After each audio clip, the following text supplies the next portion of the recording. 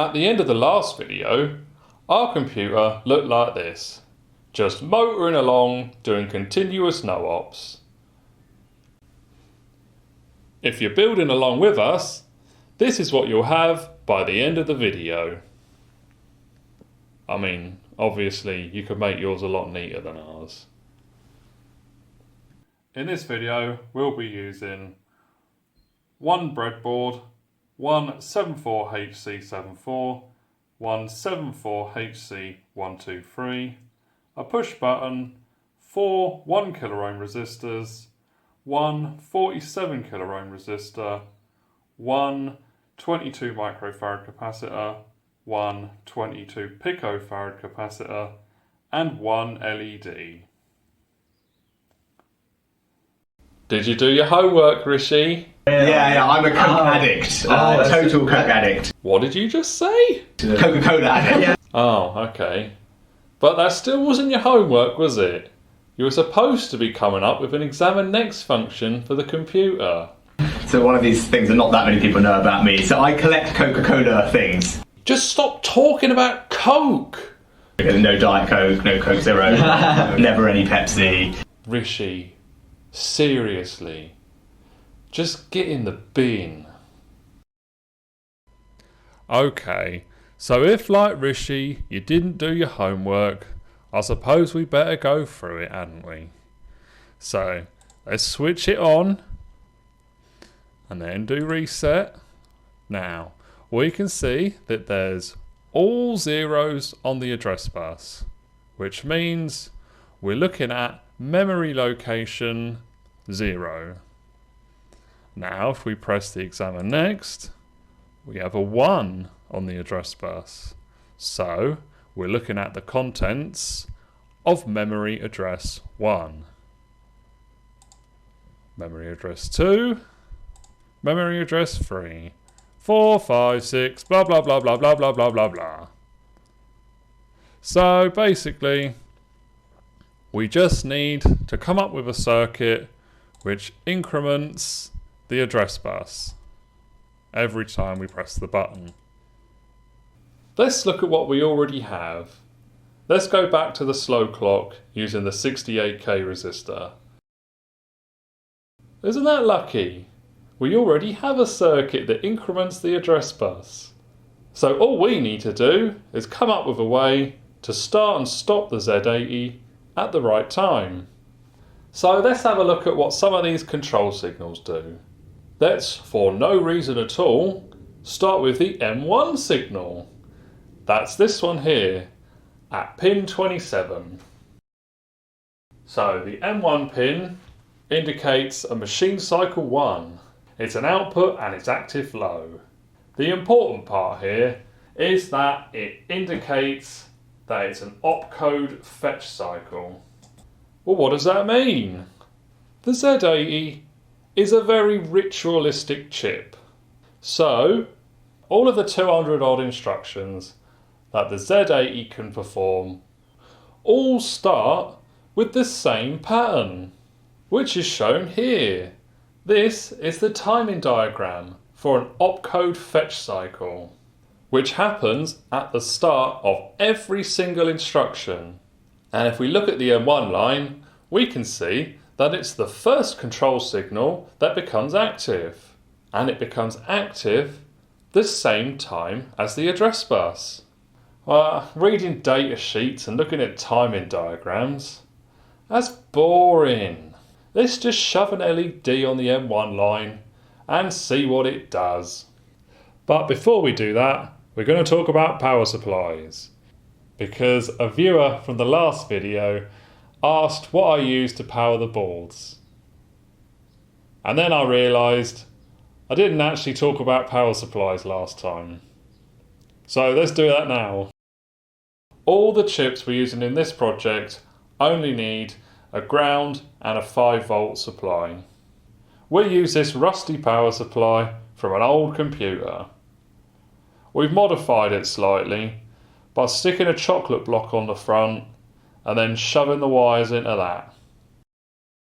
We've stuck a toggle switch from an old car on there and shoved some LEDs in there so we can tell when it's on standby and when it's running. If you're new to electronics, then you probably don't want to use one of these, because opening one of these up exposes you to the mains, which could make you die.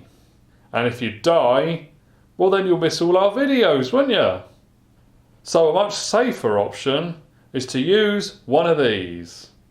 It's just a little circuit board that plugs onto your breadboards, and then you can power them using a USB. So like a phone charger, for example. Or there's a barrel jack here, so you can use just a generic power supply. It's got regulators, so it can supply 3.3 volts or 5 volts. And it's got a little switch so you can turn it on and off. But make sure you get the right one for your boards, because some of them are different, as we found out last time. And as the human man is demonstrating now.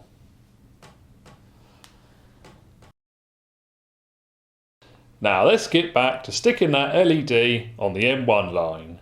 So the M1 line is pin 27 and it's active low. So that means we have to put the cathode of the LED to the M1 line. Or in other words, connect pin 27 to the flat spot on the LED. And then connect the other side of the LED to power through a 1K resistor. Again, just to limit the current flowing through the LED. So let's switch it on and see what happens. Don't worry too much about trying to count clock cycles. Just look at the M1 line and the address bus. So we can see that every time the M1 pin becomes active, the address bus increments. So we can use this M1 line to trigger some sort of pause. Now we could do this by holding the clock, but we're not going to do that, because if we do that, we won't be able to reset the Z80 if the clock is being held. So instead, let's look at the control signals again, and let's look at the wait pin. So it's an input and it's active low. So they've just put in a really complicated way that if the wait pin becomes active, the Z80 just sort of stops what it's doing for a bit. Or in other words, the Z80 just holds its current state, and it holds that current state for as long as the wait pin is active. And don't worry about the bit where it says about extended wait periods, because we're not going to be using dynamic memory. To test the behaviour of the wait pin, let's connect a jumper to it so we can manually activate it. The wait signal is pin 24 and it's active low.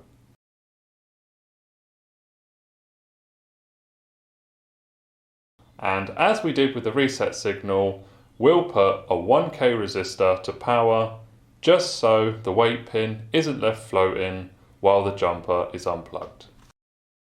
So what the human man needs to do is when the M1 LED comes on, he needs to put the green jumper to ground, which activates the wait signal.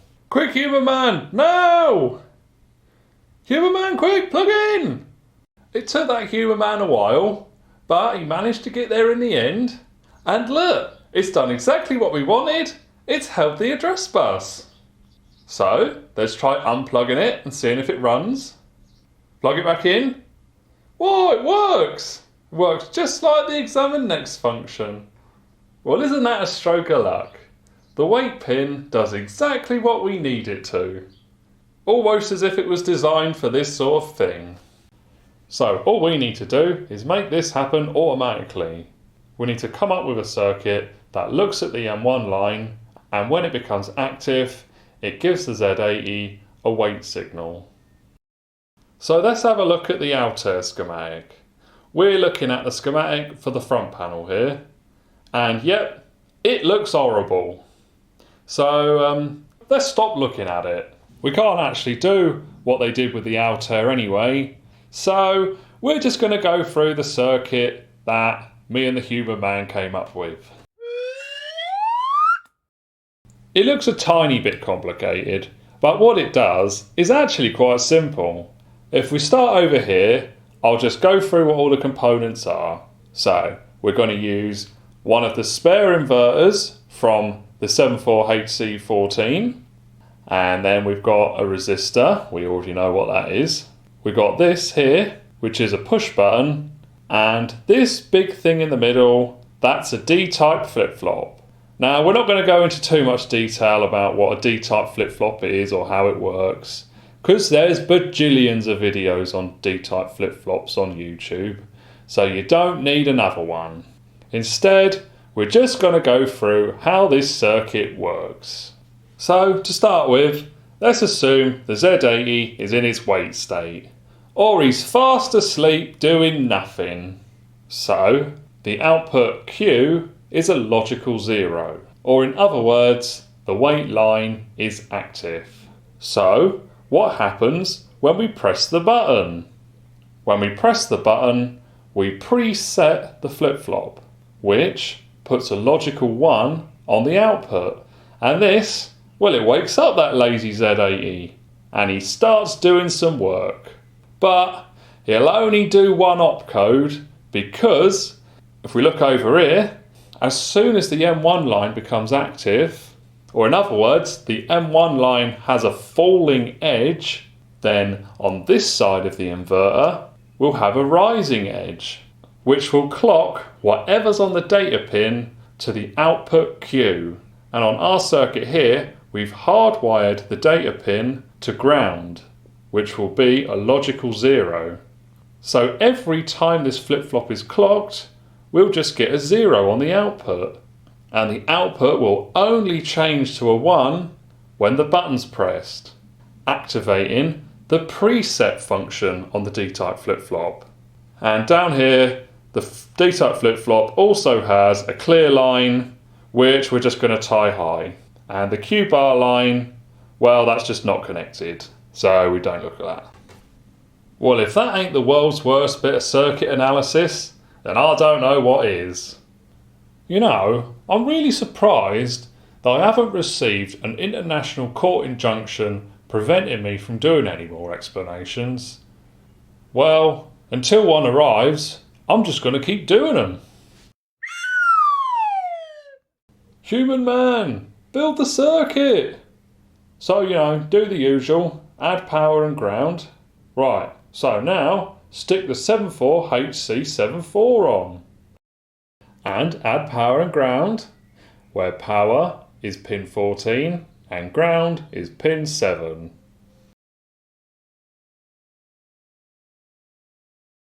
Now let's add the button. The 74HC74 has 2 D-type flip-flops in it, and we're going to use this one on this side. So pin 1, which is the clear line, needs to go to power. Pin 2, which is the data line, that goes to ground. The clock pin, we'll leave that for now. And the preset pin, which is pin 4, that goes to the button we've just added. And as we always do, all the unused inputs we'll just tie to power or ground. That's all these ones here. That's pin 10, 11, 12 and 13. Let's just add these pin numbers to our diagram to make things a bit easier.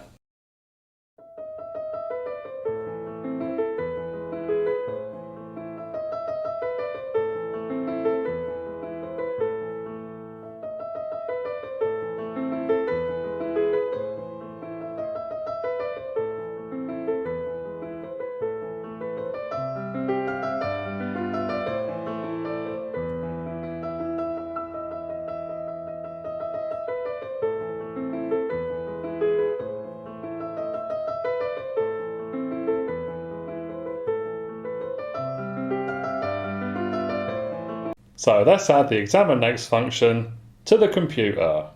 So we're just going to use jumpers for now, and then we'll wire it all up properly once we've got all of the modules made. Let's start by connecting the M1 line to one of the spare inverters on the 74HC14. We're going to use this inverter here, where the input is on pin 9 and the output is pin 8. So we connect the M1 line to the input, and then the output will connect that to the clock signal on the 74HC74.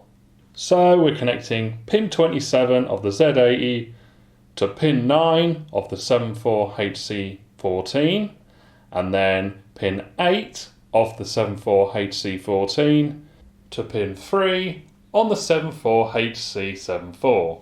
And then we're connecting the Q output from the 74HC74 to the wait signal on the Z80.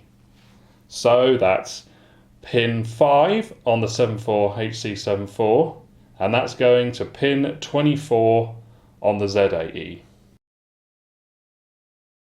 Come on, human man, let's see if it works. Switch it on! See, what the human man doesn't realise is that he forgot to connect power to the Examine Next board. So let's just see how long it takes him to realise, shall we?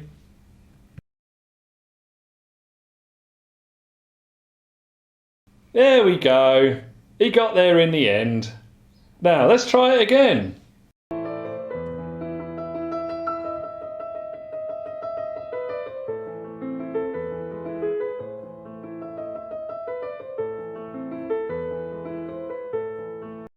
Whoa, look at that! It's actually working! Human man, make the clock fast again. Change the resistor on the clock back to the 220 ohm one. Here, now try it.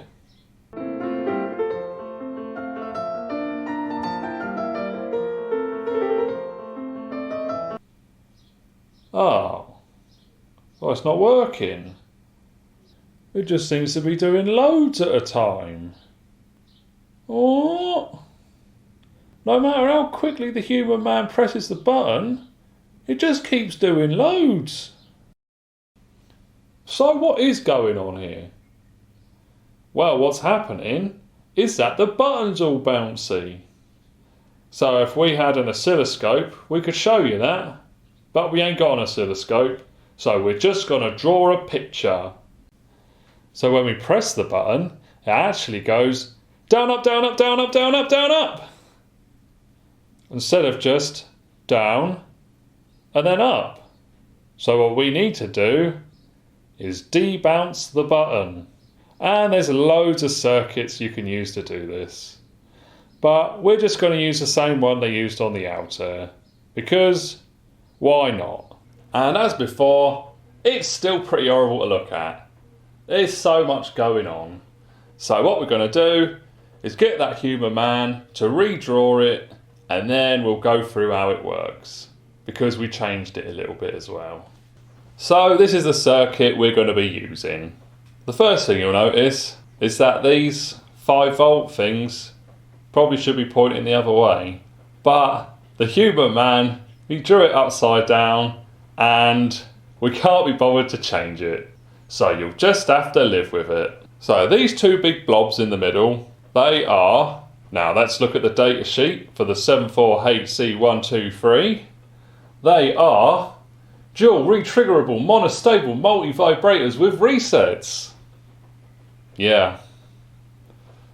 You know, half of being a scientist or an engineer is just trying to make things inaccessible for people. So let's try and translate that and go through the circuit at the same time. So what this first block here does, we'll call that mono 1, is when the button is pressed, it turns the first edge of the bouncy button into a box, basically. So the output Q, well, that goes high and stays high for a bit, and then it goes back low. And the length of time it stays high, well, that's determined by this capacitor and this resistor. So when the output Q on mono 1 goes from a logical 1 to a logical 0, or in other words, has a falling edge, well, this triggers the second block, mono 2. And in this case, we're using the Q bar output. So it starts high and then it goes low for a bit. And the length of time it goes low is determined by this capacitor and this resistor. And then we've got these clear lines and the B inputs, which we've just tied high. So how do we determine what size capacitor and resistor to use? So for mono 1, we just need the output to stay high for as long as the button is bouncy. That's all this messy bit here. So with a bit of trial and error, me and the human man have come up with 22 microfarads for the capacitor and 47 kiloohms for the resistor.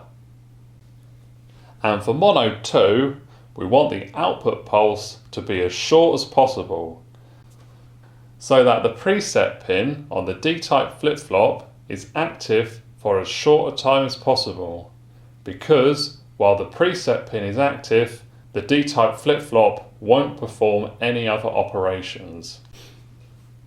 So, me and the human man are using a 22 picofarad capacitor and a 1 kiloohm resistor. But we should be using a bigger resistor because in the datasheet it tells us the minimum value is 5 kiloohms. But, well, you don't really come to this channel because we do things proper like, do ya? The human man will now add the debounce circuit to the examine next function.